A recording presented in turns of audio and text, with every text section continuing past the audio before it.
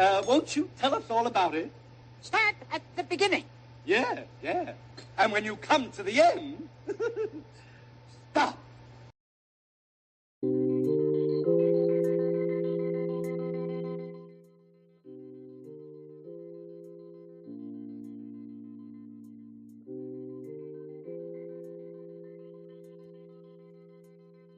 Hello. How's it going? How's everybody doing out there in the internet world, in the YouTube realm? We are back with a new episode in a new year for 2026. It's your favorite nostalgia girls. It's the Shelz and Cheez podcast show, aka the Cupcakes. Yay! You're the host. I'm the hostess. I'm the.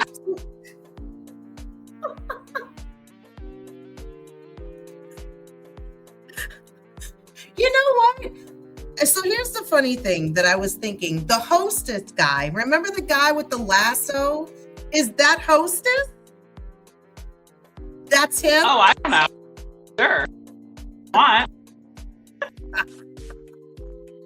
Or maybe I'm just imagining. Wait a minute, never mind. Maybe okay, so they don't really actually have like a mascot or a ringleader, I think, for hostess. I think what I'm confused right now with is the Twinkie guy. Because the Twinkie guy has a lasso and like a cowboy hat, if I recall, on the side of the package. That's what I see. It's basically a hot dog shaped cup. It's a what? It's like a hot dog shaped cup. No. Yeah, it is. And I don't want to be that. I don't want to be a hot dog. I just want to be the hostess. Yeah. And you can be the cute cupcake because that's exactly what it's supposed to be. So anyway, you guys, welcome back to our brand new episode. I hope you have had a wonderful holiday season. I hope you didn't make any like New Year resolutions that you know you're not going to be able to uphold, and yeah, you're not going to be able to follow through. You know, I don't think it's good to make those types of plans and things anymore as you get to a certain age. Just try to always be the best person you can be every year. I feel like that's the best resolution to make. That's it. Yeah, just do better. Not that hard. Do better. Just do better. You're right. We were talking the other day about how people say they don't know how to cook, and it's like you keep trying until you perfect it and it tastes how you want it to taste. There's no way or there's no excuse of saying you don't know how to do something, especially if you don't know how to cook. Everyone knows how to cook. You might not be good at it, but you can do something, I'm assuming. It's a special life. You need it. You can't. It's not off. Yeah, exactly. It's a life. It's something you definitely need in regards to, surviving in life. You can't just drink water every day. You've got to have something in your body, nutrients and vitamins and some kind of substance. Definitely. I don't understand. But what I'm finding is a lot of people are losing their common sense and their common way of life as the years keep going by. And, I don't know, is that something that's in the water? Or maybe it's just the people in my city. I don't know who I'm actually talking about. But anyway, if you guys are new to the show, make sure you subscribe, hit the bell down at the bottom so you can be alerted when we drop our content here on this page, here only on YouTube. We do not have a paywall, a Patreon. We're not going to make you pay a subscription so that you can get the best laughs that you didn't know that you needed in your day. So come on over here, join us. Leave us comments, like, subscribe, and check out our other content from past episodes. We bring a nostalgia as feel to what you're going to get on this channel. We like to talk about a lot of old school shows, movies, games, just all the good feel good things that you probably may have suppressed or thought maybe, oh, people don't think like me. Well, we do. We think like you, and we love as far as what we do over here, which is to bring up a lot of good old times and good traditional things that we did as friends, as we're best friends. So yes, welcome and join us. So yeah. Yeah, you don't have to.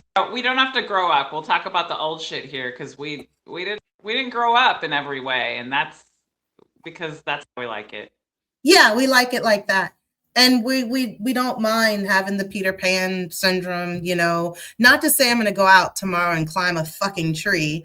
I'm just saying I just like staying as the big kid that I know that lives inside of me. It doesn't matter how old I am by number, but inside I feel like I'm 10. And that's a good feeling. Your son's at an age where it makes sense. So yes, you're right. Maybe that's exactly why. And I've become a little more immature to certain things, I think, because he's not fully mature. So like I kind of meet him halfway, I guess, on a middle ground level. That makes sense. You know, I never really thought about that, being that I have a young child, you know, which probably keeps me to be the way. Bring that age, like even subconsciously, you're just kind of there with him, which is, that's good. Yeah. Like he'll remember that, you know. Yes, I hope so. I'm here for it. You know, I love that. So yeah, other than looking at it like you're old, and it's like, yeah, I know, but not with you. I'm not old. I'm young. My answer is always, am I? Like answer it with a question, like that annoying shit where am I old? Am I? Is that what you think? Maybe. I don't know. Could be. Or maybe I'm not. Yeah, exactly. See, this is the crazy shit that I'm talking about. And we had a conversation before I started this show, and he's now knocking on the door. As I said, don't bother me, you know, because I'm going to do this. What? What is it? What time you think you should take your shower? Okay. Then close the door. Perfect.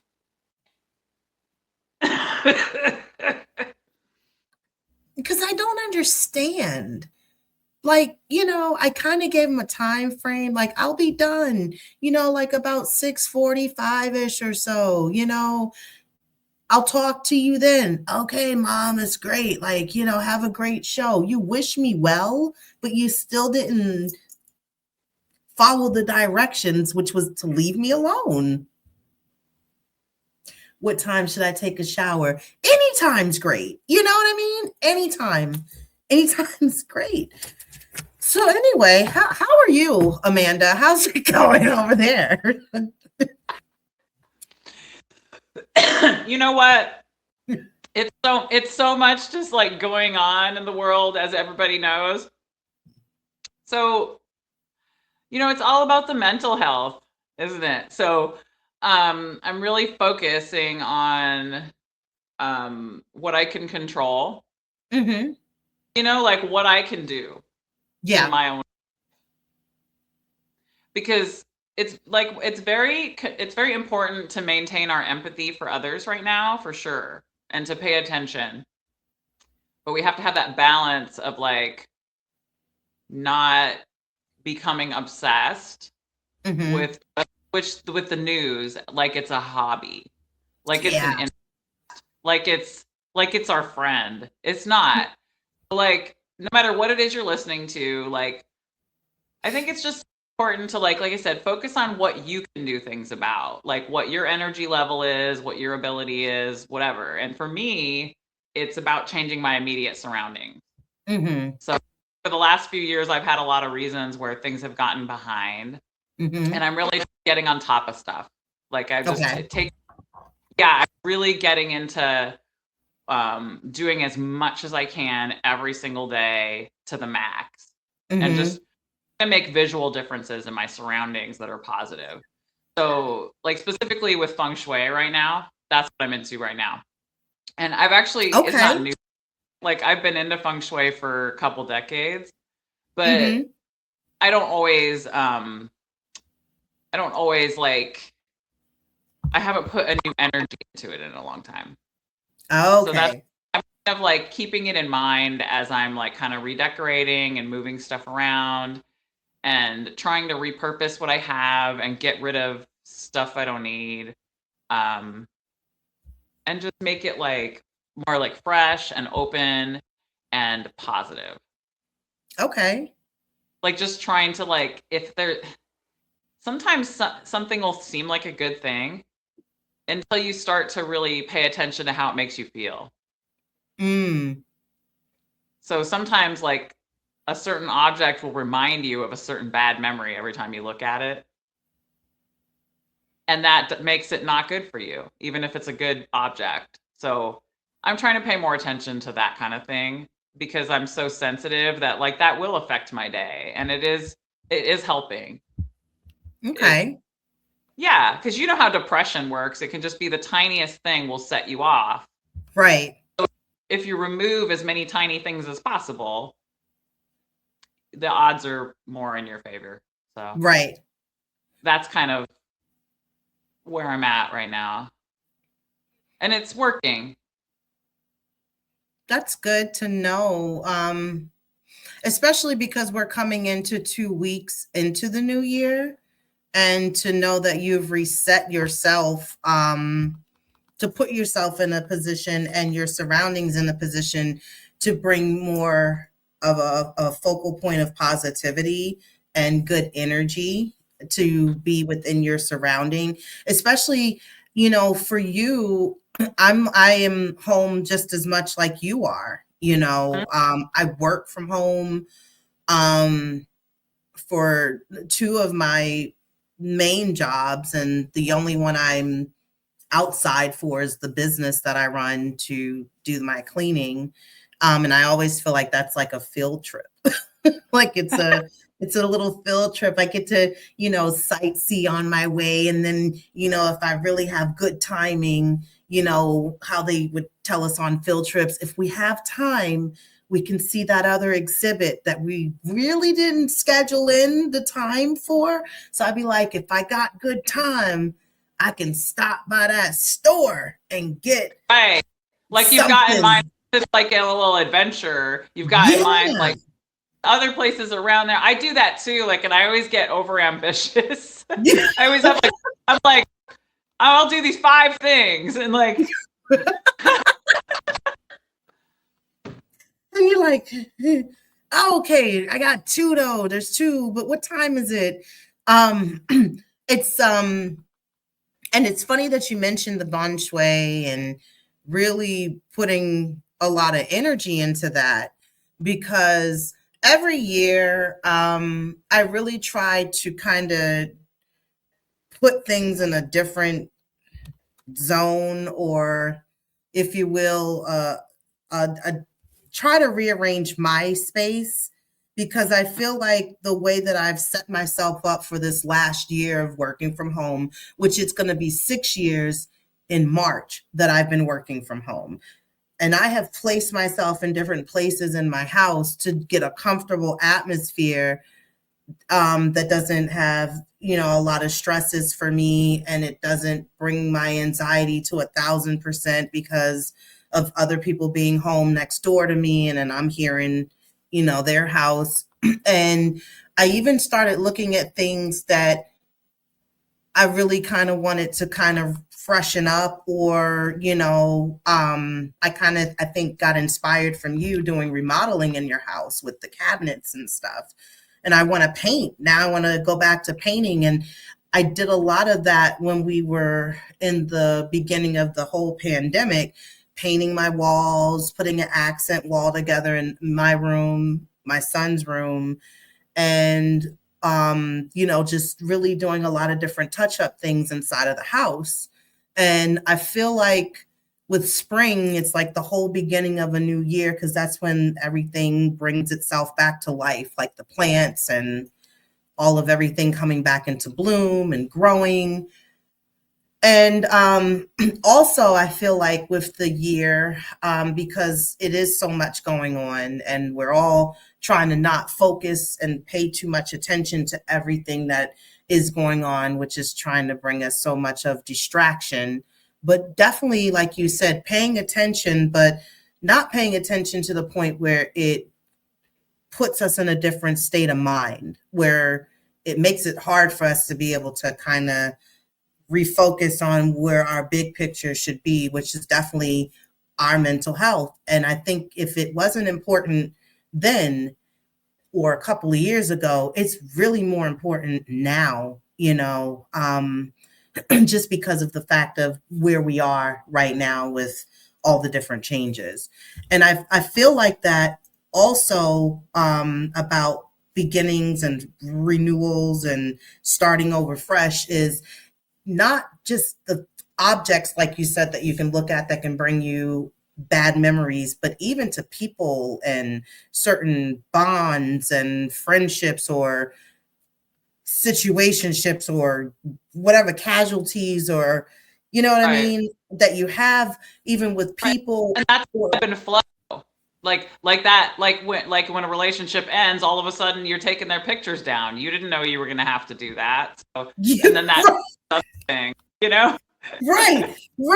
You knew, even funny thing with relationships, like where you start kind of falling back on the time frame that you give to see like what's going to work and what's not going to work, and how much time and investment. And the older you get, you don't give it as much time like you would when you were younger, because you just, we just not set up with all that kind of time anymore. And so therefore you have to make executive decisions like quick, fast, and in a hurry. Like you can probably pinpoint after 6 months of probably knowing somebody in this day and age, this ain't gonna work. This is too much stress on my own mental peace and health, and I can't have that tapped to be interfered with. So because you have like real life adult structure that you're kind of gauging things against. When you're young, it's like you don't really have a life yet, typically. Yeah, so it's just carefree. You're not trying to see how a person fits into your life. Mm-hmm. It's more like just get obsessed and you just pour yourself into them, and it's quite different. Yeah, definitely.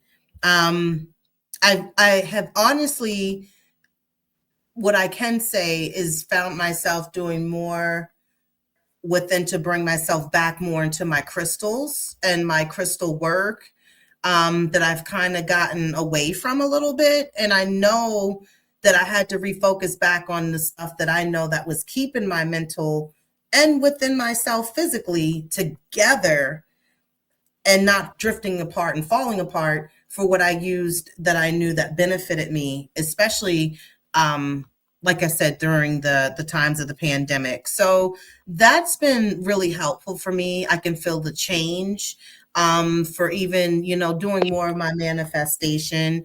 And I think from the fact of me getting tired, and especially for the type of work, how everything has just picked up lately for me, it's been really draining. And I had to recreate a different balance to, one, not get overwhelmed with the work, but still remembering what I've been doing to keep myself mentally and physically healthy, and just really having to tell myself, take your time. This isn't going anywhere, and you can only do what you can do. So I've been saging also more, as I haven't been doing that either, which I've gotten away from that. So I think, as you said, you're recreating and finding your balance.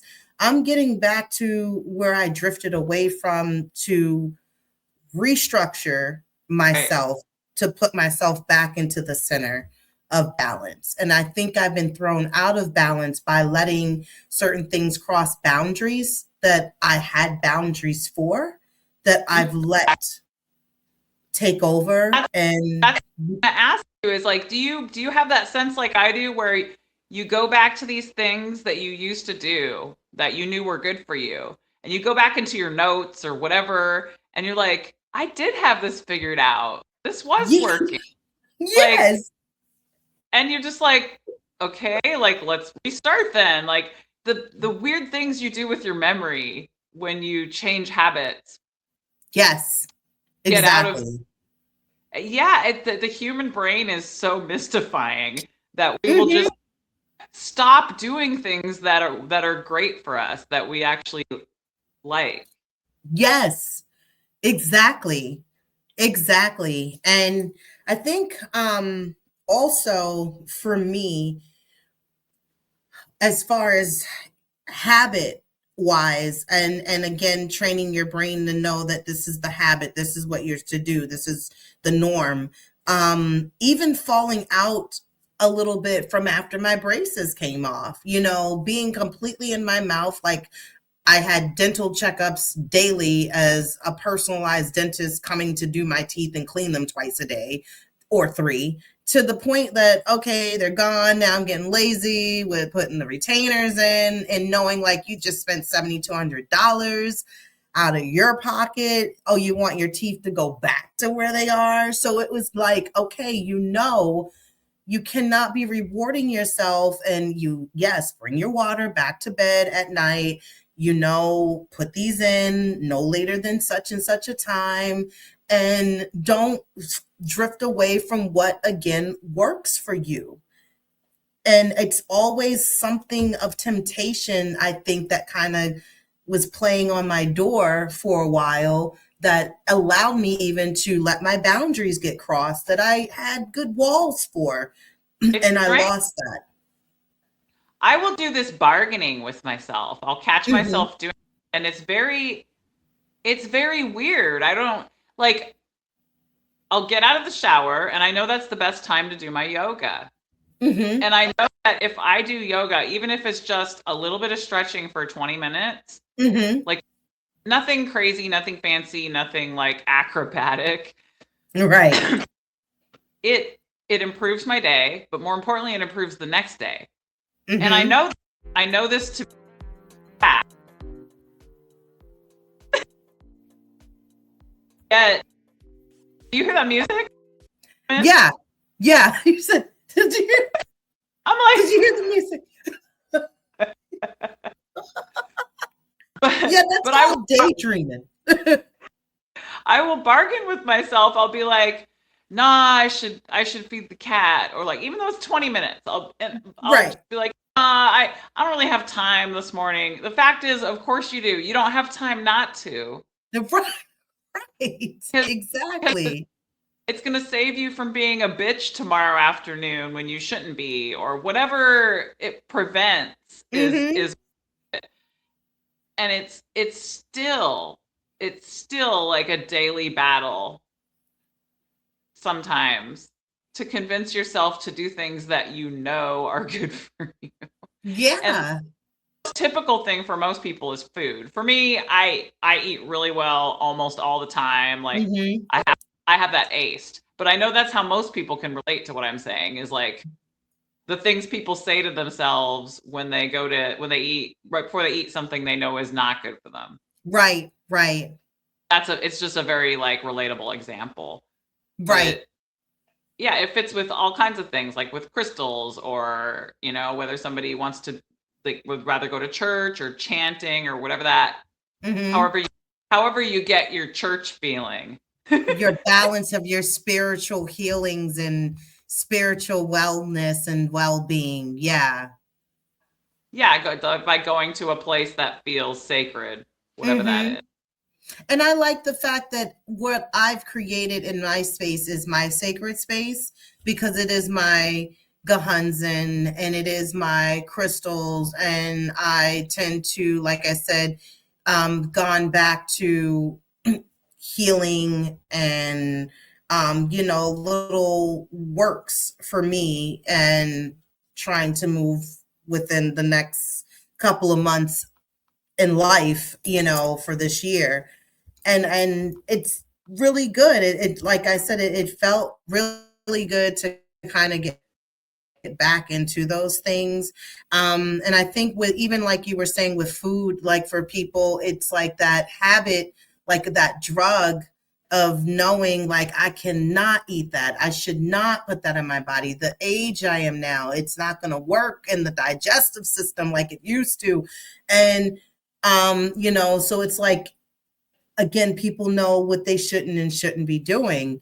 And I think even to where you have older people who have been diagnosed with health issues, or they've been found that they're now diabetic and they can't have this, that, and the third, where you then have a group of people that just completely give up and let themselves go. And they're like, you know what, it don't matter because I can try to do X, Y, Z to be healthy. We're thinking, well, I could reverse myself maybe off of this medication, to where they'll just deep dive in it and be like, well, I've been living a good life, so I don't care what the doctors say. I'm going to eat what I want. I'm going to drink what I want.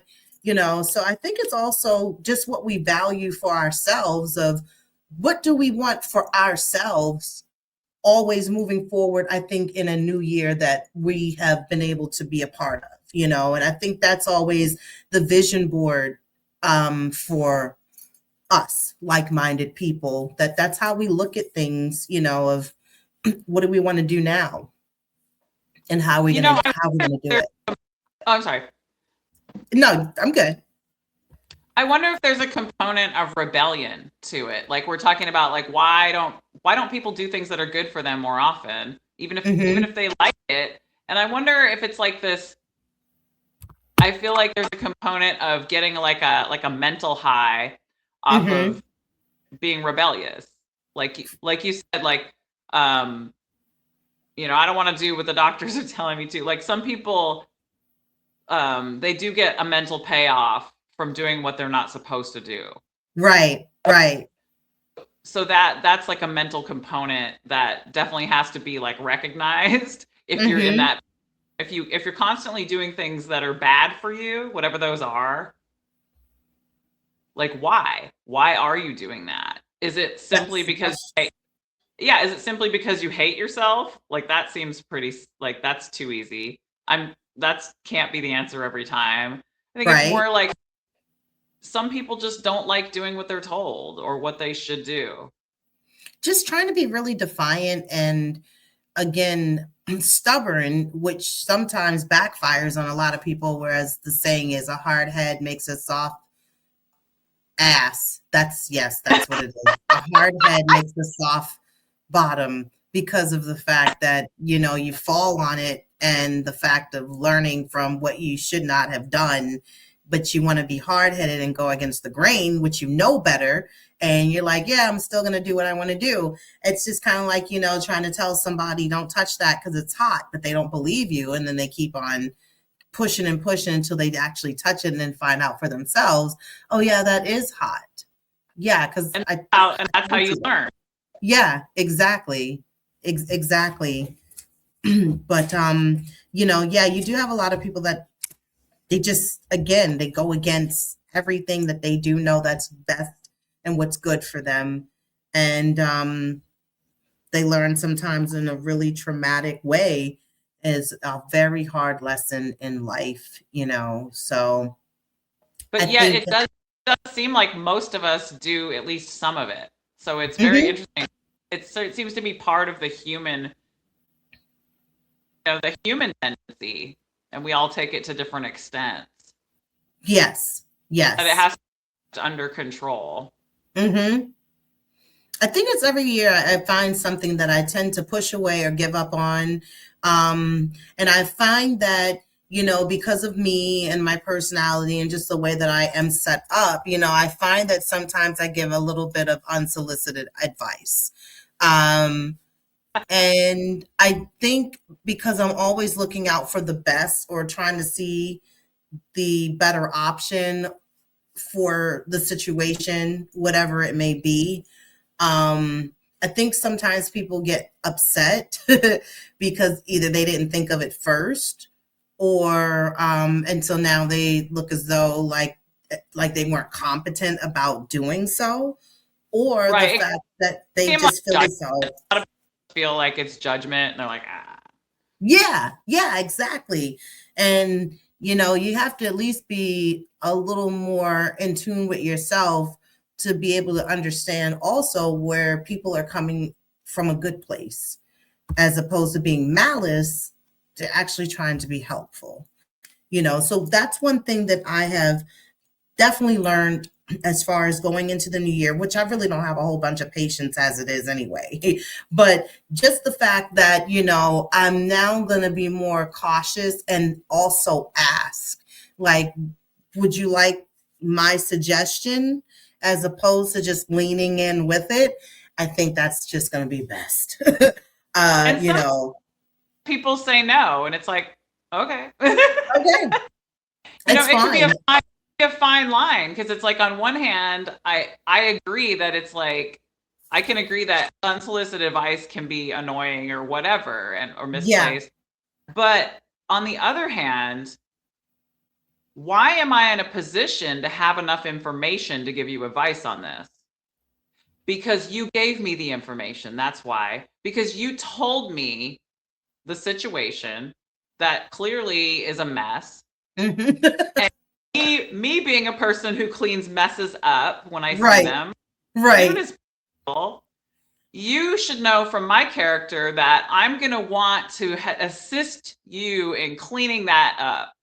Right. By at least instructing you on how to do it. Because you can't figure it out. You're not figuring it out. So. Right. Because that's just natural for, and as a woman, it's in my nature. It's just a part of my personality, especially to be a nurturer and a person that cleans, besides the fact that that's something I enjoy doing, which is cleaning. But the fact that also I have to be mindful, as someone told me recently, a good friend, that I need to also know when I don't need to take on any more projects and to step away from the construction paper and the markers, and don't color in anything else, because everything, it's done and it's been colored, and just let's go and let's find something else to do, because one thing about me is to where I know I really like to try to make something better. And and I have to also understand when I'm fighting against clay that doesn't want to be molded, to maybe not keep trying to maneuver with that material any longer and try something else and just move on to something. It's like if you're scrubbing a stain, right? Mm-hmm. There comes that moment where you realize, oh, this is a permanent stain. Yes. And I could keep scrubbing forever. I could decide to just keep scrubbing, but it's not going anywhere. It's actually, you're like, it's a burn mark, actually. Yes. Just here now. So, I mean, it takes you coming to terms with how manageable the mess is, and whether or not it can or should be cleaned up. Right. Especially by you. Yes, exactly. Because I'll try to get Q-tips and all kinds of things in the crevices to get every little nook and cranny. And it's like, they didn't pay you that much money to do all of that work. And you're like, God damn it, Jim. You're right. I did not get paid. And you're not going to go back to the store, back and forth, trying different products. Like, you're just... No, I know what works. It's not going anywhere. I'm done. Yeah. I'm done trying to scrub this stain. Yes. Speaking of which, for good things and of course, a beginning into a new year and new start, it's always beautiful, especially to be able to have it and to be able to experience it and to just be able to say Happy New Year to the ones around you and, your special people and things of that nature. But I tell you, it seems like it never fails us. We always lose somebody so great. Like, as I've said this before, when I watch how people tend to pass and I feel like, some do, they leave us so soon, of the actors and actresses and performers, people we grew up with in our lives. And, we've watched their work, we've admired their work of them producing or just acting or writing, etc. It hits home a little harder, even when we don't personally know the people. Like, I know I can name 5 people off of my hand right now that I did not know, not one of these people personally, but it just, I think, again, as I said this before on another show of mine, because I got 1,000 of them, it's just, it just takes something away from your childhood, and we lost Rob Reiner just recently, to the death of the hands of his son, his wife, and him, and based off of a flip of mental illness, as we were just saying, trying to really keep our mental health together, and even turning points for people who really believe they've done work to really get their mental health in order and to be together, to where it just takes maybe the flip of a switch, the episode changes, and then something traumatic like this happens where their son murdered them both by the hands of their own child, which is... Yeah, it was really shocking. I will say, I was reflecting on it today. Mm-hmm. And, he was in the last chapter of his life, but who knows? He could have had a decade, maybe 2 more, who knows? But Mm-hmm. the timing of his death is allowing us to reflect on his art, his movies, like the Mm-hmm. art he world and the man that he was, at a really opportune time, I think. Yeah. And I just taking a moment to appreciate that. I think it's been long enough since we lost him that I'm thinking, it's such a good time to reflect on somebody who was just simply a good person and was simply putting art out there. As a director, especially, like, as an actor, he's beloved, but in my opinion, his true art was directing. And the movies he put out there, they touched a lot. They touched the mainstream, like Stand By Me, our generation. Who doesn't love this movie? As a girl, I relate to this movie, even though it's about boys. It's so magical and so pure, and he had just such a way of conveying innocence and human spirit without malice. Yeah, definitely. Not really about death, but definitely about losing the innocence and facing reality for the first time. And then the bond that they had, with Gordy and Chris, the friendship, as going through their childhood. And, when he talks about being labeled bad, but he's smart, raw, very emotional. And it's a coming of age classic, about friendship. I would say in general, more so for friendship, not more so just having to say like, oh, it's for the boys, because like you said, girls enjoy this movie too, just as much as the boys did. It's because Rob Reiner had a way that was very kind and respectful. When the last couple of weeks, when I've been reflecting on his movies and watching them, I've been noticing how just very respectful he is, especially to women. Yeah, And, definitely. In something like Stand By Me, there just aren't women in that movie at all. But in the ones that there are, they're always dressed very modestly. They're never over sexualized. Mm-hmm. They're interesting characters. And the interesting line that sticks out, which is, I think, the golden line from Stand By Me, was the one that he said, I never had any friends later on like the ones I had when I was 12. And you don't find the friends you had as a child like you do when you're older. A lot of people, when you do meet older, friends when you're older, like your 20s, your 30s, your 40s, whatever, and it's like a cycle back around where, here you are mid-age and you're like, now how many friends do you still have from your childhood versus the ones in your 20s, your 30s, and your 40s? Like, you really can't even say like, damn, I got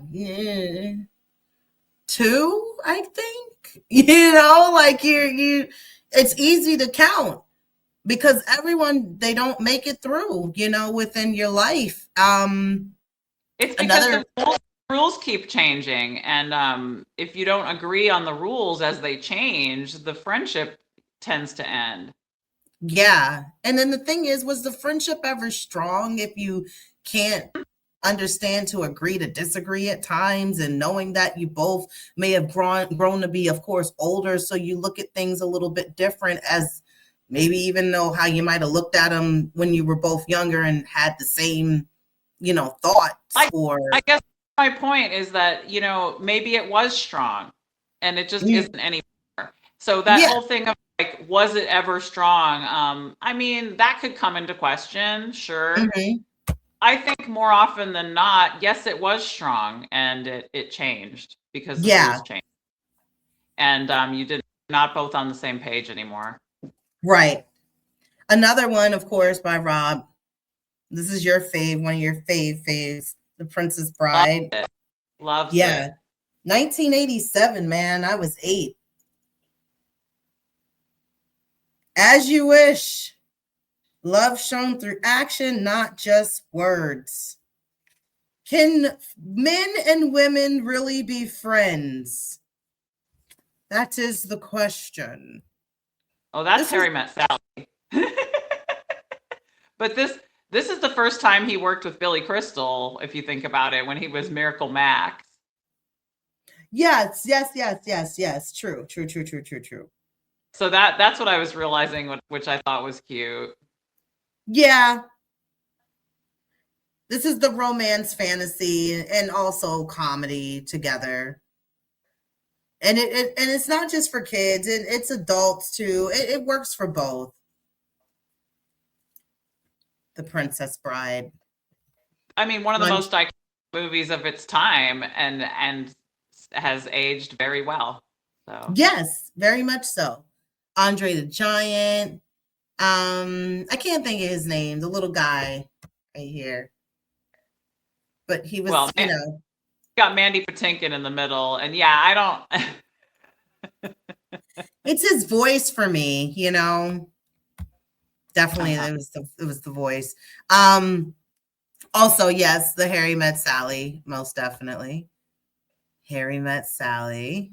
This is what I mean. Look how she's dressed. The whole movie, it's very respectful. I don't want to focus too much on how women dress, but the point is, I've never seen Rob Reiner sexualize a woman unnecessarily or at all, really, and I really respect it. Very classic look, very, together, very respectful, just jeans, blazer, a shoulder cross throw bag, not even anything revealing. Nothing is too form fitting. It's fine. It's just how I like dressing now in 2026. You know what I read, Kelly? Her hair, how her hair was fucking fabulous? Yeah. Fabulous. That was her real hair the whole movie. Not a single one was wig. Wow. Yeah. But you know what? That wasn't the focal point back then either. And as movies change within the times have changed, they made these things to be a custom or as the norm, within the hair and makeup now part of wardrobe. Because a lot of people aren't even wearing their real hair anymore, to the point where it's like, it's so beyond. It's wigs, it's extensions, it's everything that's not yours, everything that everybody was like, what everybody looks like now, all the women? They look like Janice, the Muppet. Fucking Muppet. Janice, man. The eyelashes, the hair, it's the lips, it's everything that they put in Janice. That Muppet in the 70s. We're here now. I remember when the thing used to be to pick a feature. Like you would read the fashion beauty magazines, and it would be like pick a feature and play down everything else. Like do either eyelashes or lips or like something, but not now. It's just like all of it. Yeah, all of it's gotta, all of it. We're gonna put all of it here. And of course, within giving his mom props for the wonderful, infamous line in Harry Met Sally, Hallie. The I'll have what she's having. That's for people that don't know, like that's his mom, And that was apparently it was an ad lib that she did, and it was so funny. They laughed so hard that they kept it, but they had to reshoot. They had to reshoot it because they weren't like, they didn't set up the cameras for that shot because she just said it. But they totally kept it. So that whole family is just funny, right? That's awesome history right there. I like that. Little tidbit. When Harry Met Sally was supposed to have a sad ending. Right. It was supposed to, he originally had it to where they did not get together. Okay. I just read this today. Okay. But he met his second wife while he was shooting the movie, Rob Reiner. Mm-hmm. And he fell in love with her so hard that it changed his whole attitude about love and marriage. Okay. And he changed the ending.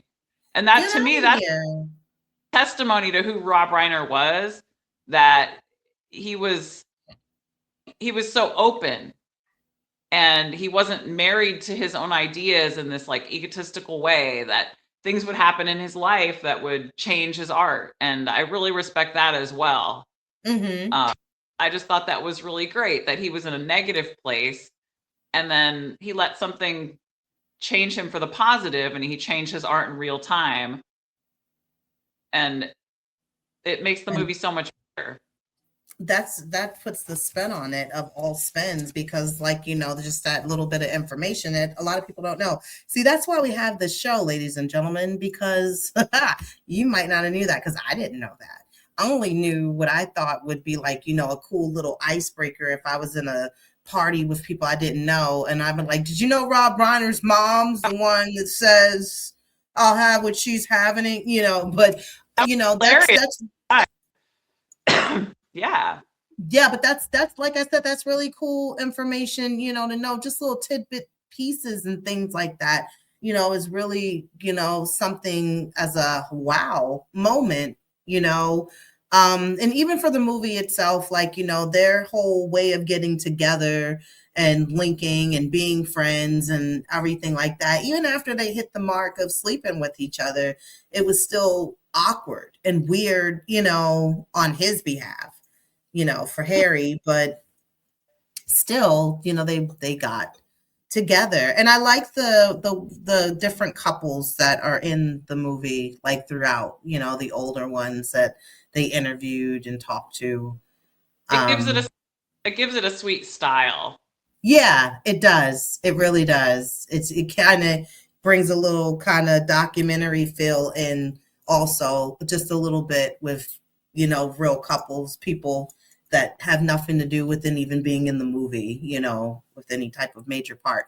And I like the fact that Carrie Fisher is in it, which of course that's my Princess Leia from Star Wars. And, it's just good to see that, I forgot other movies that she was in besides Star Wars. And she was in The Burbs, which is another one of my favorites. That's so silly, goofy, ha ha ha to me. I love that movie. I love that movie so much. I love it so much. But yeah, and then, like I said, seeing her in this and just, forgetting wow, yeah, Carrie Fisher, forgot all about her. But not forgot about her, but just knowing that it was other range there with other movies that she's had. So yeah, definitely.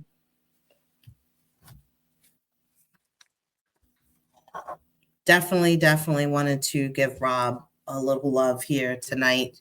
As to, definitely giving him his flowers and just saying thank you, sir, for all the great things you've provided for us to watch and to keep as classics. And we will be forever entertained, even down to All in the Family, which was that was one for me. I loved All in the Family. Meathead, I know it was good. Archie Bunker, he always was coming like with some kind of cool peace, hippie truth to things, and he was awesome in that. So definitely, that's a classic. I loved him in this. That Sally Fields, it was good. It was good. It was good. It was a good show. Classic. It's right up there with Cheers and Miami Vice, all those good 80s. But I know it was.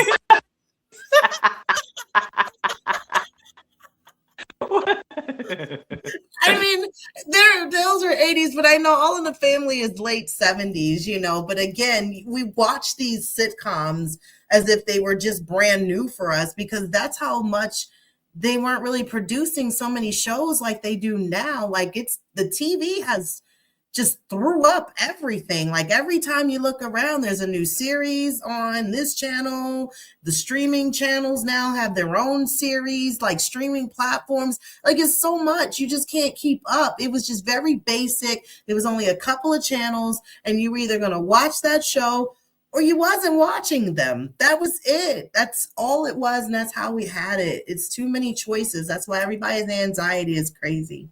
It's too much. For all the shows that there are, the funny thing is, there aren't any more good shows. It's like like you're at a thrift store looking for a good piece. You're like, this stuff sucks. So to bring it back to Rob Reiner, it's a great time to just like block out all the noise and just say, I'm going to revisit Rob Reiner's like titles. Like, it's a really good time to watch those because they all have such really good, like, wholesome messages that are like food for the soul right now. Yes, exactly. Like that meatloaf with mashed potatoes type of dinner. Exactly. Yeah, I'm here for that. So I totally get it. But yeah, we're doing wholesome. We're doing good things for our soul. We're recreating the Von Shui in our house. We're sowing seeds for new growth, and we're getting rid of things that do not serve us and that does not help with any of our mental peace for us. And that's how we're doing 2026.